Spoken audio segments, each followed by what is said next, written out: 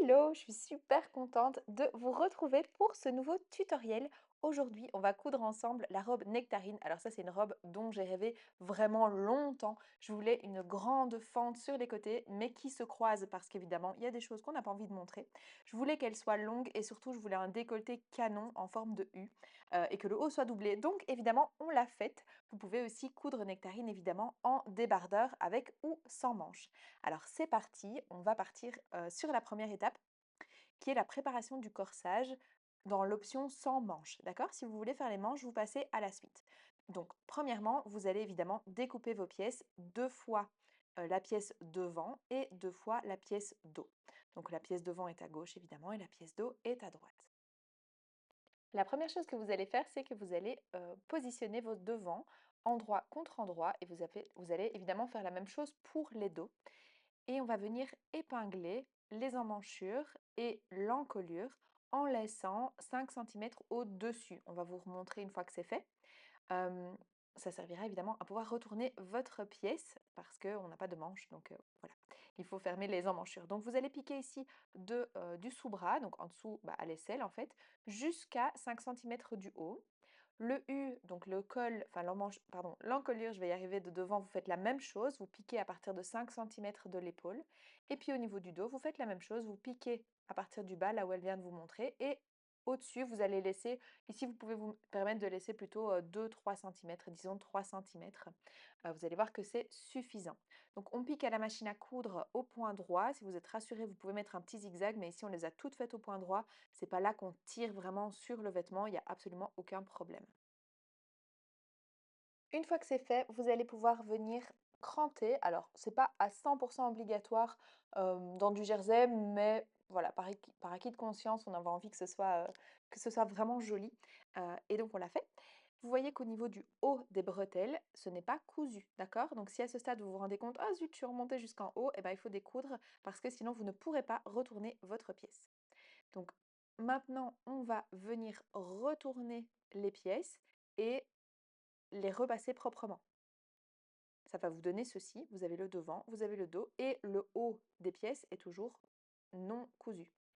Ici, on va avoir besoin de déterminer quel est le tissu principal et quel est le tissu doublure. Alors nous, on a fait une robe avec enfin, on a utilisé le même tissu pour la doublure que pour le tissu principal, donc c'est un petit peu moins facile à voir. Ce que Charlotte décide de faire, c'est pour son tissu doublure de mettre une petite pince. Elle va faire la même chose au niveau du dos également. Donc ici, peu importe lequel c'est, vous avez besoin de les différencier, mais voilà, sur notre tissu, c'est pas très important de savoir. Si vous avez des motifs, regardez peut-être s'il y en a un qui est mieux placé que d'autres au niveau de la poitrine, par exemple. Une fois que c'est fait, vous allez pouvoir les mettre l'un en face de l'autre. Donc là, ici, on a nos doublures qui sont sur le haut. D'accord? Vous voyez, ceux avec les petites pinces sont sur le haut. Et donc, on va venir les positionner endroit contre endroit. Voilà, ici, donc ça, c'est le tissu principal qu'on va positionner endroit contre endroit. Vous allez pouvoir venir mettre des petites pinces ou épingler. Elle décide d'épingler. Donc là, on est dans l'épaule en tissu principal. On fait la même chose de l'autre côté.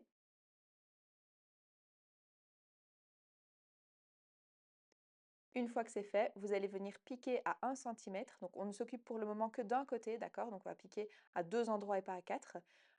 Et on va venir piquer à 1 centimètre et repasser simplement couture ouverte. Donc là, vous avez assemblé les épaules du tissu principal. Maintenant, on va s'occuper évidemment du tissu doublure. Et donc là, pour faire ça, eh bien, on va devoir twister, je ne sais pas trop comment dire, twister les pièces pour qu'elles puissent venir se positionner endroit contre endroit. C'est aussi pour ça qu'on avait vraiment besoin de savoir quel était le tissu principal, quel était le tissu doublure, et qu'on s'occupe d'abord d'un côté et puis de l'autre, sinon on risque de faire des catastrophes et de... Voilà, ça va pas aller.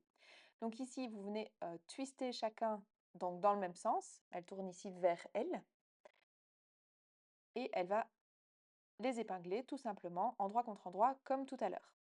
Donc c'est un peu plus spécial, mais en soi, c'est pas compliqué. Si vous hésitez, vous mettez vos pinces, vous retournez le vêtement voilà, comme si c'était déjà cousu, et vous voyez si vous n'avez pas twisté dans le mauvais sens. Donc on vous remontre, vous twistez vers vous. ou vers l'autre côté, mais en tout cas, tant que vous le faites du même côté, avec aussi bien le dos que le devant, ça fonctionnera.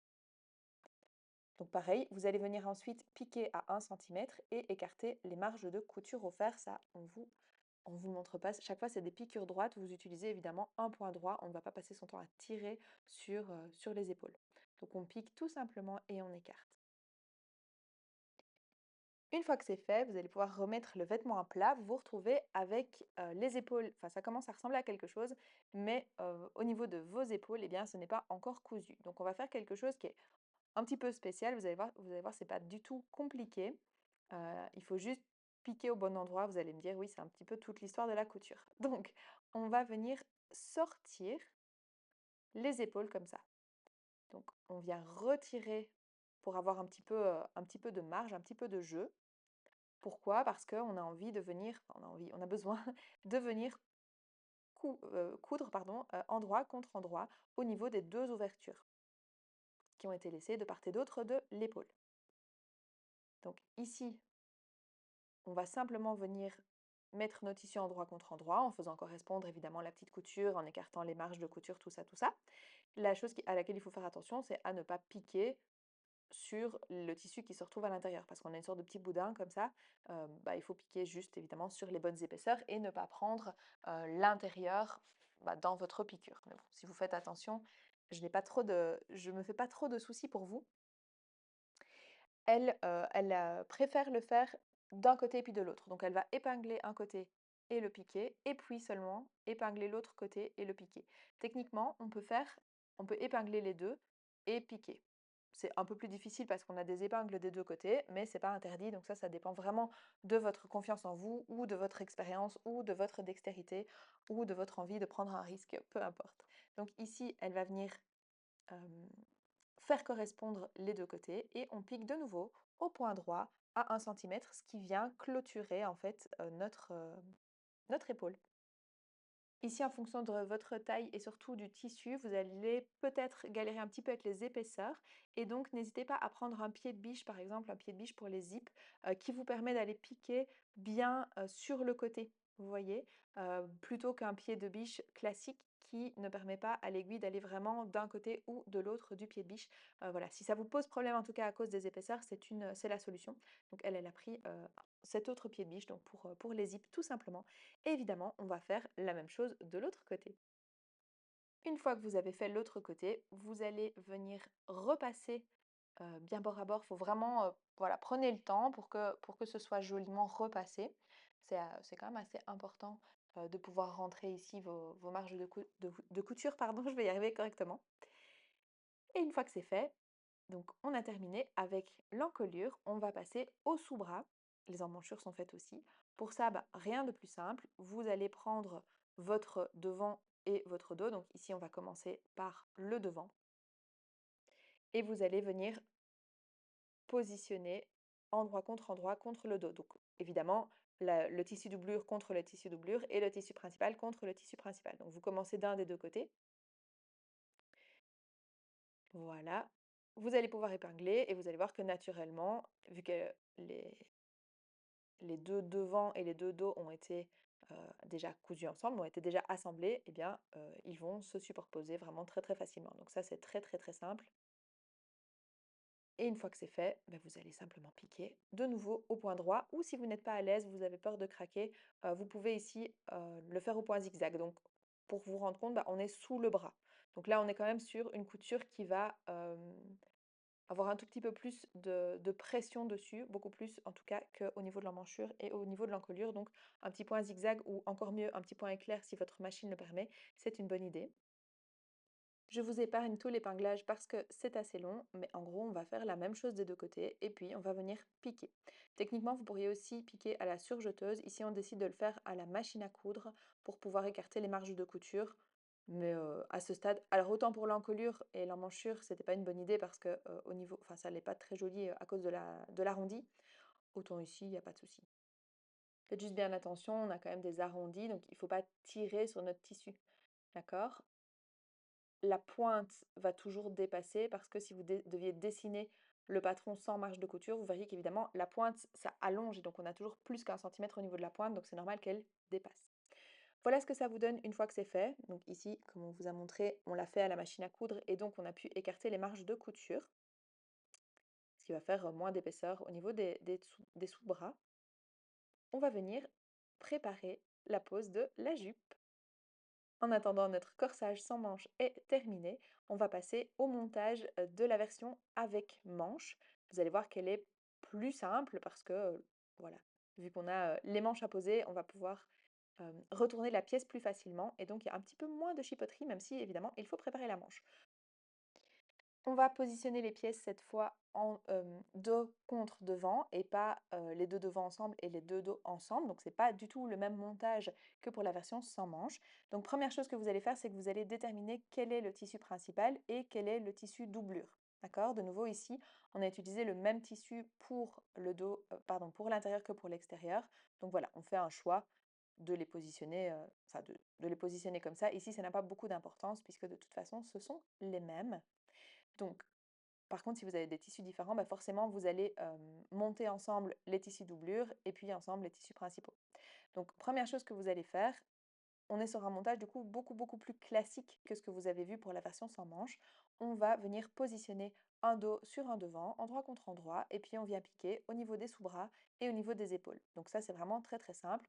Et on fait la même chose de l'autre côté. Donc voilà ce que ça vous donne. Vous avez le tissu doublure, le tissu principal, voilà, c'est vraiment très simple. Vous avez ici 8 endroits à piquer. Vous pouvez décider de les piquer à la machine à coudre et puis d'écarter les marges de couture ou de les faire tout simplement à la surjeteuse. Si vous les faites à la surjeteuse, ce qui est l'option que Charlotte a retenue ici, la seule chose à laquelle il faudra faire attention, c'est que vos marges de couture, quand vous allez repasser, il faudra une fois les repasser vers le dos et une fois les repasser vers le devant pour ne pas vous retrouver au niveau du sous-bras avec trop d'épaisseur. Voilà. Donc ici, elle a simplement décidé de surjeter avec la surjeteuse et je crois que j'aurais vraiment fait pareil aussi. Mais si vous n'en avez pas, franchement, ça ne change absolument rien. Et donc, ces marges de couture vont partir une fois vers l'avant et une fois vers l'arrière au niveau du repassage. Donc voilà ce que c'est fait, ce que ça donne, pardon, une fois que c'est fait. Vous allez maintenant pouvoir en retourner un des deux sur l'endroit, peu importe lequel au final. Même si c'est le tissu doublure, on s'en fiche, on pourra retourner après. Et puis, vous allez venir l'insérer dans l'autre, donc dans celui qui est resté sur l'envers, en faisant correspondre l'emmanchure, pardon, l'encolure, je vais y arriver, en faisant correspondre l'encolure. Et donc là, vous allez de nouveau prendre le temps d'épingler. Vous voyez ici, j'ai les marges de couture une fois vers le dos et une fois vers le devant. C'est important parce que vraiment, sinon, vous allez avoir trop d'épaisseur à ce niveau-là. Ce ne sera pas très joli. On n'a pas envie d'avoir une épaisseur comme ça au niveau des épaules. Donc, vous allez épingler ou mettre des pinces ici. Elle épingle d'abord au niveau des épaules, ensuite au niveau du milieu dos et du milieu devant. Donc on a mis les épingles tout autour et on va pouvoir piquer tout autour. Vous pourriez surfiler, moi je trouve que ça fait de l'épaisseur un petit peu inutilement. Ici, on décide de piquer à la machine à coudre. Mais alors, peut-être que ça fait pas assez, autant d'épaisseur que ça, mais on a préféré piquer à la machine à coudre. Par contre, si on pique à la machine à coudre, il faut cranter. Donc ici, elle a cranté tout autour après avoir piqué. Et puis simplement, elle va retourner tout simplement son vêtement sur l'endroit. Pourquoi est-ce qu'on ne fait pas ça pour la version sans manches? Bah parce qu'en fait, ici, on peut se permettre de faire ça parce que les manches ne sont pas attachées l'une à l'autre. Vous allez, enfin, si vous avez voulu tester, j'espère pour vous que non, cette technique-là, mais avec les manches cousues, vous allez voir que bah, c'est pas possible. Ici, on va prendre le temps de bien repasser. On a vraiment besoin que l'encolure soit joliment repassée. Et voilà ce que ça nous donne. Une jolie encolure. J'adore l'encolure de Nectarine, c'est vraiment un des gros points forts du patron. Et donc vous vous retrouvez à peu près à l'étape précédente, donc comme si vous n'aviez pas mis les manches, sauf que ici, bah, vous avez encore, les emmanchures qui sont ouvertes. Donc on va préparer la manche. Dans Nectarine, on est allé, on est resté sur des manches qui sont simples. N'hésitez surtout pas, vous gardez la tête de manche et vous pouvez modifier vos manches autant que vous voulez. Ici, on trouvait que le patron avait déjà, sa belle spécificité avec le bas et donc on a gardé des manches assez simples, mais n'hésitez pas à les prendre même d'autres manches, d'autres patrons. Donc on a commencé par l'ourlet, c'est plus facile de le faire comme ça. Vous pourriez aussi le faire tout à la fin, il n'y a pas de problème. Et on va venir positionner la manche. Tout simplement, là, normalement, vous avez déjà cousu un haut. Et bah, voilà, ça se fait comme n'importe quel haut. Donc vous faites bien attention à mettre la manche gauche à gauche et la manche droite à droite. Donc pour ça, vous regardez vos crans. Vous prenez ici la spécificité, bah, c'est qu'il y a 2 épaisseurs à prendre. Donc vous faites bien en sorte, quitte à déjà mettre des premières épingles au niveau du sous-bras, si jamais il a tendance à glisser, ça dépend aussi un peu de votre tissu. Vous faites bien attention à ce que ça ne bouge pas. Et donc vous allez venir mettre la manche sur l'intérieur, endroit contre endroit. Ok, donc là, elle a retourné sa pièce tout simplement. Faites bien attention à ce stade, vous devez vraiment savoir quel est votre tissu principal et quel est votre tissu doublure. Pour nous, ce n'était pas très important. Une fois que c'est fait, vous allez pouvoir passer à la machine ou à la surjeteuse. Là, si vous avez une surjeteuse, on n'hésite pas, on passe directement dessus, c'est quand même plus facile. Et vous allez simplement faire le tour. Voilà ce que ça donne. J'ai cru qu'elle avait déjà fait les ourlets tout à l'heure, mais elle les avait juste préparés et retournés, elle ne les a pas encore fait. Donc il vous restera juste l'ourlet à faire, soit à l'aiguille double, soit à la recouvreuse si vous avez la chance d'en avoir une. On va maintenant assembler le haut et le bas pour la version t-shirt et donc la version où il n'y a pas de croisée, on n'est pas encore sur la robe. Donc pour ça, vous allez positionner vos pièces endroit contre endroit et vous allez faire correspondre les sous-bras, donc ce qui est en dessous du bras, et vous allez piquer tout simplement à la surjeteuse si vous en avez une, et sinon à la machine à coudre. Et ici, on a déjà retourné, donc en repassant, on en a profité pour retourner de la valeur d'ourlet. Une fois que c'est fait, vous allez pouvoir venir piquer donc de nouveau à l'aiguille double ou bien à la surjeteuse, pardon, à la recouvreuse. Je vais y arriver. Je sais que je pourrais couper ça, hein, mais en fait, on passe du temps ensemble. Je n'ai pas comme objectif de faire un truc parfait. J'ai juste envie de vous emmener avec moi pour coudre Nectarine et comme ça, vous voyez. Enfin, voilà, c'est la vraie façon de parler. Alors, le premier donc est fait. On va pouvoir monter le bas sur le haut du t-shirt. Donc nous, on va monter le bas du t-shirt sur la version avec les petites manches et je vais garder la version sans manches pour faire la version robe. Enfin, Charlotte surtout. Donc, je finis ici avec un superbe t-shirt et une superbe robe. Oui, oui. Donc, une fois que c'est fait, vous allez pouvoir positionner donc, vos pièces endroit contre endroit. N'oubliez pas l'écran, ça va vraiment vous aider. Donc, vous venez retourner soit le haut, soit le bas. Attention qu'on va assembler des courbes l'une sur l'autre et donc c'est ça que les crans sont vraiment importants parce que vous allez assembler des courbes qui vont dans des sens opposés, évidemment. D'accord? Donc pour ça, on ne tire pas sur son tissu, on fait simplement en sorte de, de les mettre l'un contre l'autre, tout simplement. Donc voilà, elle retourne sa jupe. Je sais que même si ce n'est qu'un t-shirt, on appelle quand même ça la jupe. Et elle vient contre le tissu principal, endroit contre endroit. Évidemment, elle va prendre les 2 épaisseurs, d'accord? Donc elle va prendre aussi bien le tissu principal que le tissu doublure dans ses épingles. Mais elle vient se positionner contre le tissu principal. Donc une fois que c'est fait, bah, vous allez simplement piquer. Donc si possible à la surjeteuse si vous en avez une, sinon avec la machine à coudre en 2 fois, si possible avec le point éclair et puis avec un petit point de surfil.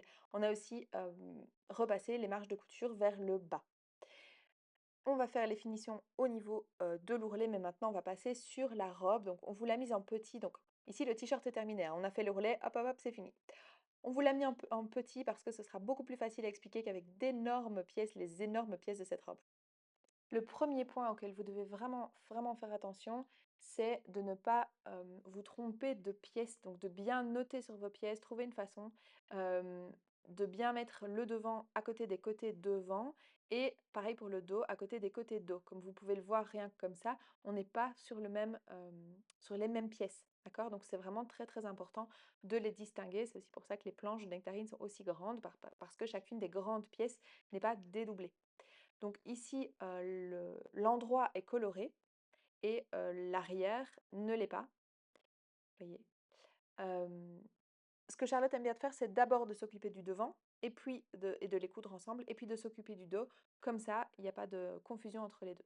Donc la première chose qu'on va faire, c'est qu'on va venir positionner endroit contre endroit les côtés devant avec le devant.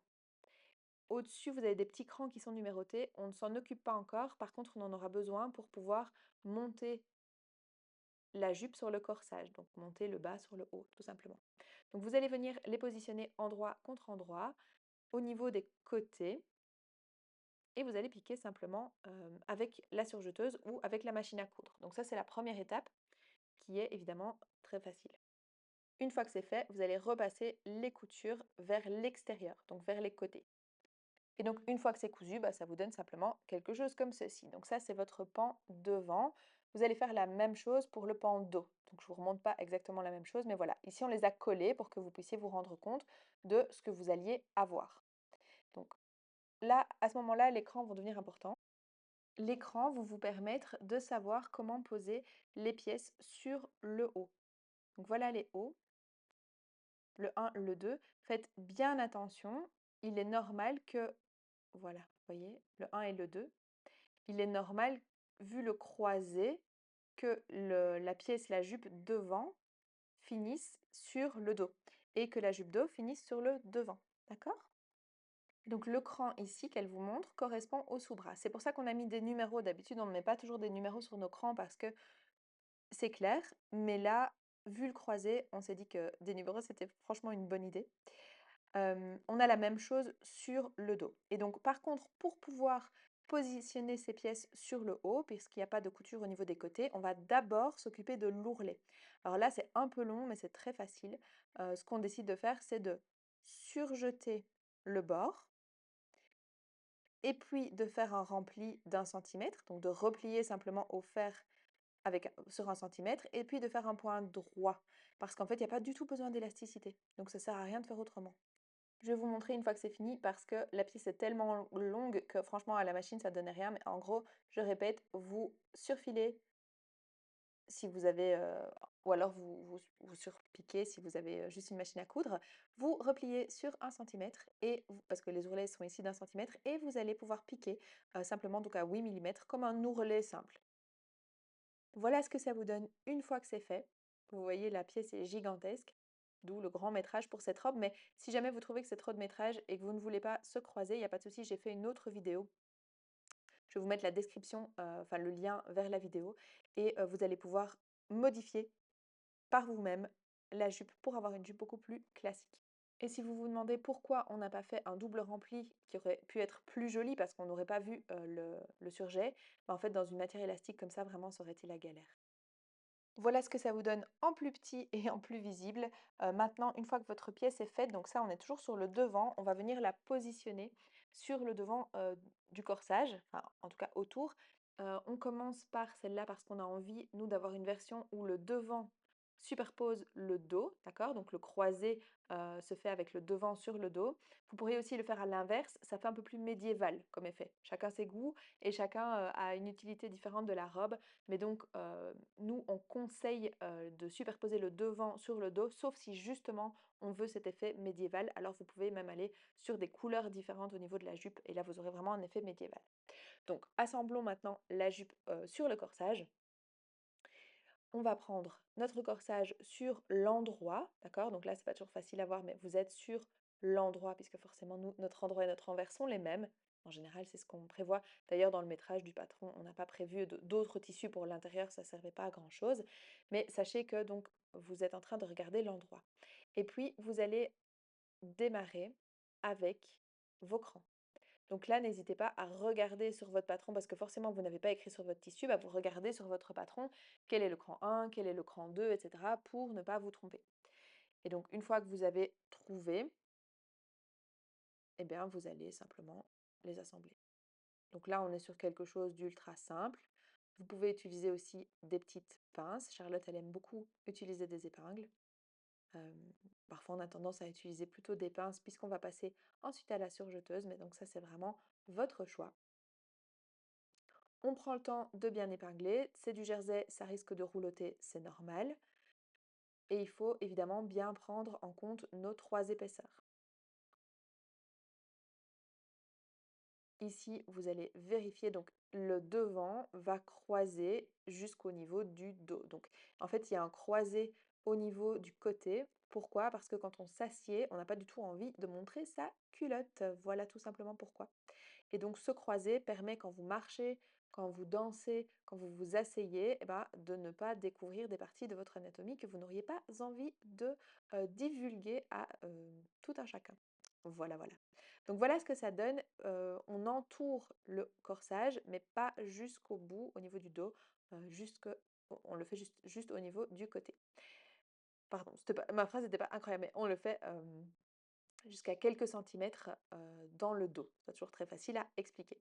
Maintenant, on va faire la même chose avec la pièce d'eau. Donc on vous voilà, la pièce d'eau a été montée. Vous faites la même chose, donc endroit contre endroit par rapport au tissu principal, mais là, vous partez du dos.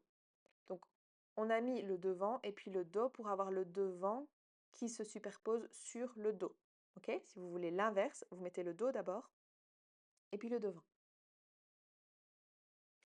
Prenez vraiment le temps, il ne faut pas tirer sur le tissu, d'accord? Faut pas non plus rater une épaisseur, faut pas, que ça se roulotte et cetera. Donc prenez le temps. Donc c'est pour ça que je on vous laisse une grosse partie de la vidéo pour vous dire: «OK, c'est normal que ça prenne du temps». Après par contre, c'est très simple, une fois que vos épaisseurs sont bien maintenues ensemble, hop, vous allez piquer d'un coup, surjeteuse si vous avez, sinon évidemment à la machine à coudre et puis un petit coup de, surfilage et voilà, votre robe est déjà terminée en fait au final.